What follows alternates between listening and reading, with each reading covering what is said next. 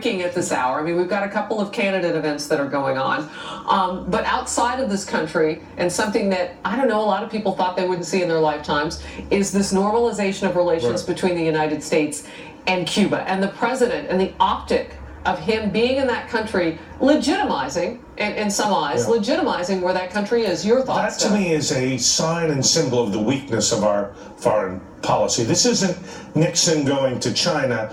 This is President Obama going to the Cubans, getting nothing for it, dissidents still enslaved, no real relaxation of basic freedoms. Meanwhile, our foreign policy in the Middle East, in Europe, in Ukraine, is really out of control. The only place the president engages with is authoritarian, totalitarian dictators. All right, so Pat, the reality was these dissidents, the Las Damas de Blanco, these women who go and they're trying to get their loved ones freed. They've seen a lot of brutality at the hands of this government. They were arrested yet again today. Apparently it happens with some regularity. It is a symbol, if you will, of what's going on still to this day in that country.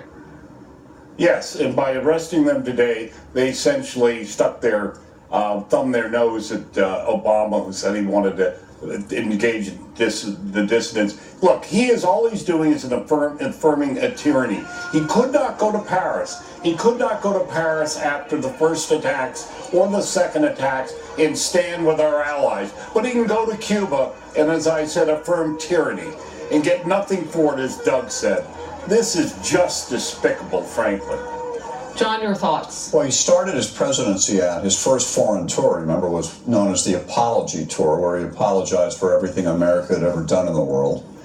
And he's ending his presidency with this, and I have a feeling maybe around Thanksgiving this guy may show up in Tehran. Why not? You're not joking. I'm not joking. Why wouldn't it? It's not a joke. He has had a policy of engagement with brutal authoritarians like the Iranians and the Cubans.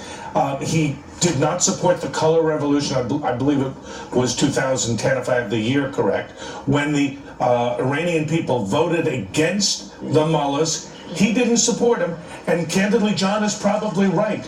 He'll go to Tehran before he goes to Tel Aviv.